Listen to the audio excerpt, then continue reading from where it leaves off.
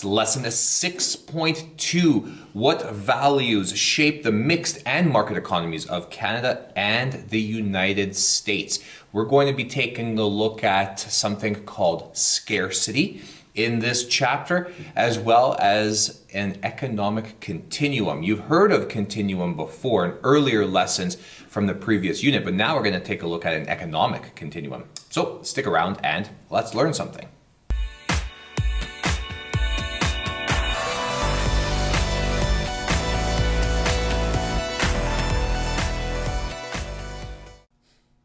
Welcome. 6.2 is our lesson today. We have a lot to unpack here during the explanation of this question. What values shape the mixed and market economies of Canada and the United States? Today we're going to talk a little bit about consumerism, needs and wants, scarcity, and things like that. We are going to start with the consumer mind. Consumers, as you learned from the previous lesson, that's you, me, my daughters, my family, your family. You are a part of Canada's economy. The things that we own reflect our values. The things that we spend our money reflect our values. The things that we want to purchase reflect what's available to buy out there. We decide what we want to buy, and we decide what the companies are going to make. And a lot of this is based on the allocation of resources. How are companies going to use the various limited resources that are out there to be able to build the products that they want to sell? Now, I want you to remember back to the last lesson when we talked about needs and wants, and we talked about our very first set of needs. We must, at the very center of our being, we need food, we need shelter, and we need clothing. But at the same time, we want everything else that exists probably on the planet, and maybe even some things that haven't been made yet. And the problem is we have limited resources. We only have so much money to be able to spend. Then we talked about having unlimited resources plus unlimited wants. That means you've got some sort of balance. If you got limited resources and limited wants, you still have balance. But in actuality, we have limited resources and we have unlimited wants, and that leads us to scarcity. And I'm going to talk a little bit about this in this cartoon that I'm going to show you called Economics in Action. The lady here, she's in line at everything electronics, maybe. I can't tell exactly what it is. But Super Cyborg City has just come out for the newest gaming console, and it's only going for $49.99. She's thinking to herself, almost there. Good thing I had nothing else to do this morning. Super Cyborg City, please. Sorry, we're sold out. What? How did this happen? Do you really want to know? I just spent 3 hours in line. I really want to know. Hey, make it quick up there. Well, then the employee goes on to say, the demand for the game has been incredible. So why didn't you stock lots of the game? Well, we tried, but we couldn't get any more copies. Why? Well, number one, the game manufacturer couldn't supply more. Number two, last week's truckers' strike meant we only got a partial shipment. Number three, because we discount prices more than other stores, we sell out faster. And number four, the customer who was ahead of you just bought the last 2 copies of Super Cyborg City in the store. Okay? Not really. And then she's in the next set here. Sorry, next. And then the guy behind her, Super Cyborg City, please. And then she's left wondering, why would someone want 2 copies of Super Cyborg City? And then she's walking past another lady who has 2 copies of Super Cyborg City in her hand. Are you looking for Super Cyborg City? I've got 2 copies here, only $99.99 each. So the game originally is going for $49.99, so essentially $50. And this person here knows that this is going to be in high demand and is now charging $99.99, so $100, doubling the price of the game that you can buy in store. If you really want that game, you're going to pay that money. This is economics, my friends. It's the study of how individuals or societies, how they're going to use their scarce resources so that they can produce what they need and buy the goods and services that they want. So some of the terms that we use when we talk economics, we talk about goods and services. These are the things that we're going to buy. These are the things that we're going to consume. These are the things that we're going to go and purchase. We talk about capital. That's the money that you need to buy those goods or to produce the goods. We've got producers. Those are the people who make the goods or they provide the services. And consumers, that's you and me, who pay for the goods and services. Super Cyborg City was scarcity in action. There's a limited supply of resources or money. We've got land, labor, and capital. That limits the supply of what people want and what people need. And there's three basic economic questions that we use to try and solve scarcity. What is needed and what's wanted? Okay, that's number one. How is it going to be produced and who is going to receive it? Now, how a country answers those three questions, that determines their economic systems. I got a picture of raspberries here. I love raspberries. My girls go through raspberries like they're drinking water. And raspberries, certain times of the year, the demand for raspberries go up. And the price of raspberries then goes up. So you're going to the store, you're looking at these raspberries, and you're like, oh, $5 for a little half quart of raspberries. Trust me, it's expensive. So how do we make these decisions? Well, in a planned economy, the first row here, what is going to be produced? The government decides that. How is it going to be produced? The government decides that. And who's going to receive it? Guess what? The government decides that. Now, that's a planned economy. And we're going to go into detail later about what a planned economy is. But another word for planned economy is communism. The middle row is a market economy. The United States is the best example of a market economy. Who decides what is to be produced? The individual people of the United States, the producers and the consumers, decide what is going to be produced. They also decide how it's going to be produced, and they decide who is going to receive it. Okay, so individuals all the way across the board. And here in Canada, we have something that is between a planned and a market economy. Ours is called a mixed economy, where the government and individuals decide what's to be produced. The government and individuals decide how it's going to be produced, and the government and individuals decide who is going to receive it. And that brings us to the three factors of production: land, labor, and capital. Land, when we talk about the three factors of production, it's not just the space that you need to produce whatever it is that you're going to produce, but also the natural resources. So think of oil, think of water and trees and things like that. The second factor of production is labor. So this is your physical labor plus the mental effort that's needed to think of ideas and produce products and services. And then the capital is the third factor of production. That's the money that you own or the money that you borrow, any kind of investments that you make. The Boeing factory here is going to have a lot of machinery, a big building. So that is what capital is. And all of this has to do with economic systems. We deal with scarcity very easily, you and me or your families, because we budget and we know how we're going to manage our money every month. Okay. But a country is no different. A country also has to solve their scarcity, and they have to answer those three basic economic questions. Once they do that, they're then going to choose a system to deal with this scarcity. So that system is going to be planned, mixed, or a market economy.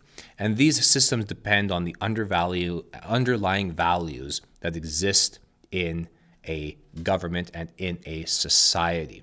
Like I mentioned, the three types of economies: we've got the planned, we've got the mixed, and we've got the market. So the former Soviet Union, which we'll talk about in the last lesson, Canada is a mixed economy, and the United States is a market economy. The major difference is how much government is going to be involved in the economy.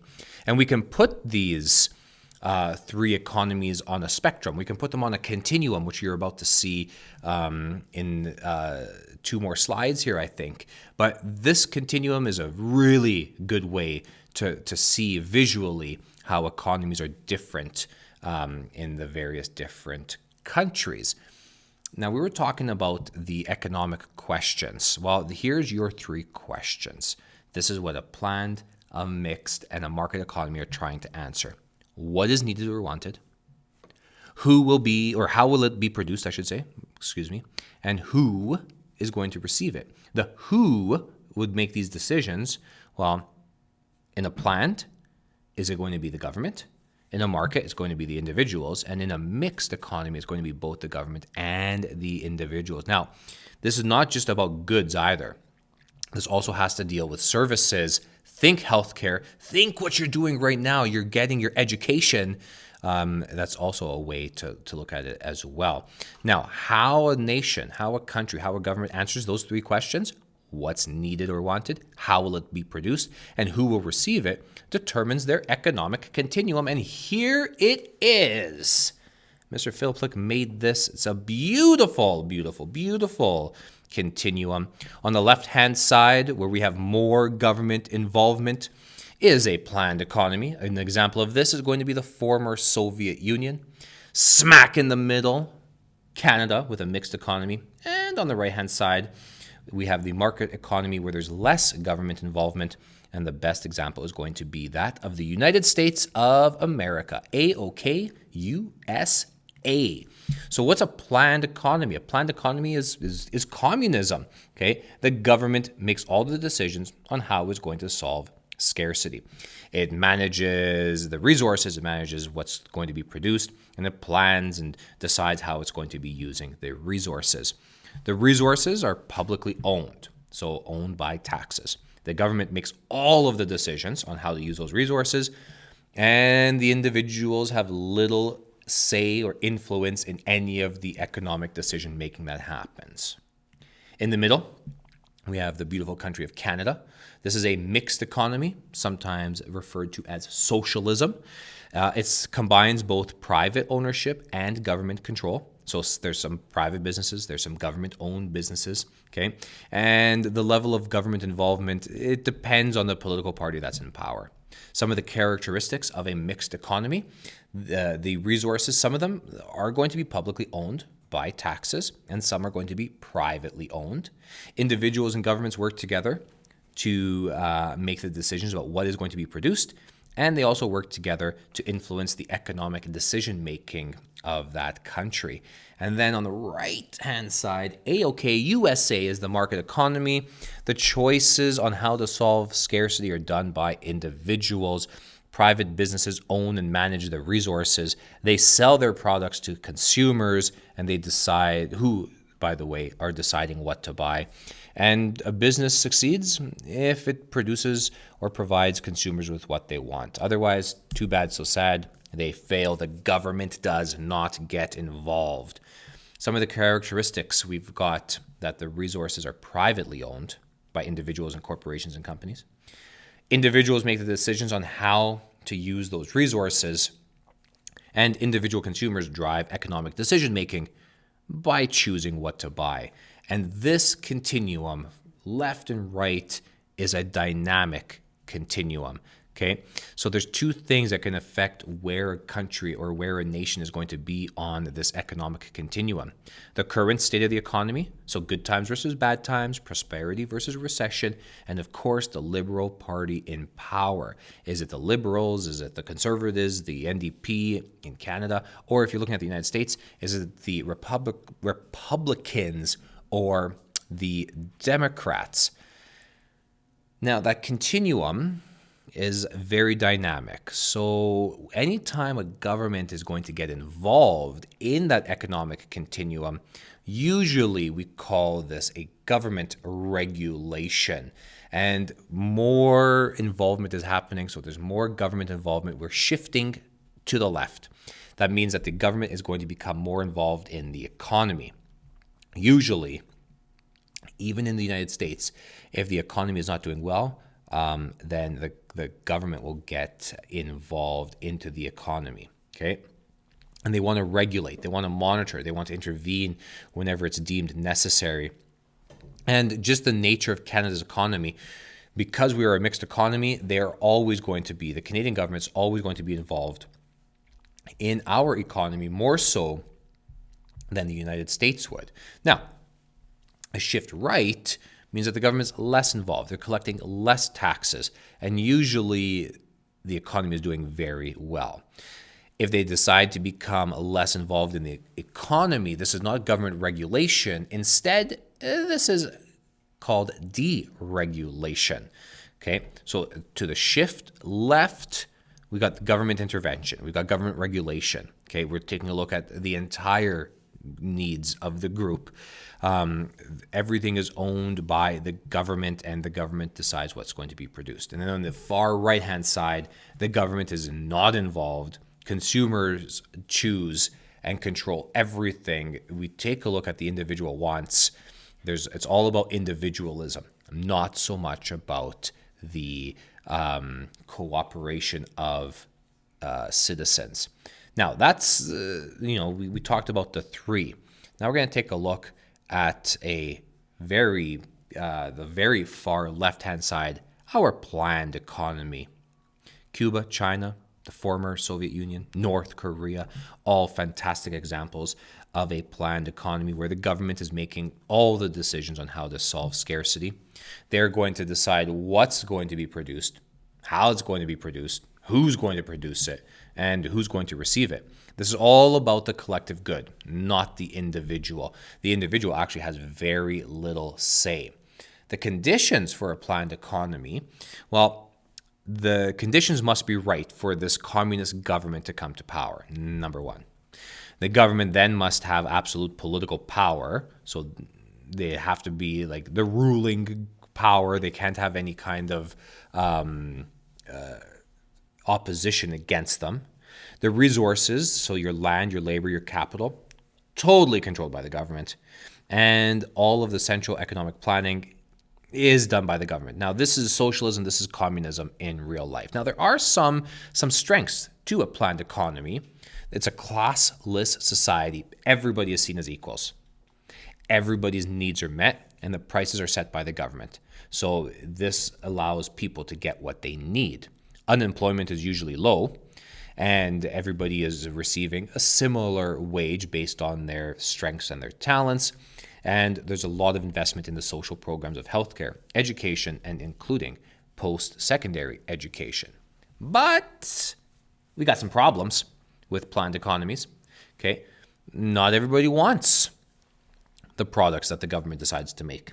Okay, usually the government is focused on very heavy industry. They're focused on agriculture. They're not really focused on consumer goods. So they don't care what people are wearing or doing with their money in that regard. Okay, the products that are wanted or needed, they're usually underproduced. This means that it's going to lead to something called the black market. So the few materials that the people want, the few products that people really want, are going to make their way to the black market, like what we saw in the cartoon, where they'll be sold for much more. Typically, a planned economy has very little incentive, and there's not a lot of innovation that's taking place. Okay. Individual freedoms are infringed upon. You're forced to buy into this Soviet system by government propaganda, and oftentimes there are corrupt governments. You've got secret police forces, citizens go missing. In the history of communism, people have starved to death. Okay, so that's on the far left-hand side. On the far right-hand side, we've got the market economy. This is your free enterprise economy, your capitalism, if you will. Individuals, they make decisions on how to solve scarcity, and the government tries not to get involved. There you go. The producers and consumers, they decide what they're going to make, what they're going to produce, how they're going to produce it, and they decide where they're going to sell it as well. Individualism is key here. Private ownership is key here because they drive the economic decision-making by what consumers are going to buy. Now, in a theory, here's how the market economy works. The role of consumers, they're looking for the best product at the lowest price. Okay, so those producers, they will create products as efficiently as possible, but they're going to sell them at the highest price that consumers are willing to pay for. There's a natural pattern that occurs between consumption and production, production and consumption, consumption and production, production and consumption. It's a natural pattern that takes place. And it means that there should be no need for the government to get involved in the economy. Okay, the market is self-regulating because the people are deciding what they're going to buy and how much of it they're going to buy, and they decide what they're kind of willing to spend. So the market is guided by something called supply and demand, which we're going to talk about in the next lesson, and competition. So we talked about the far left just now, a planned economy, and now we talked about the far right, our market economy. Mr. Philipplik, you didn't talk about a mixed economy. Not yet, but I will, just not in this lesson. What I want you to do right now is head over to your notebooks and complete the questions for this part of the chapter.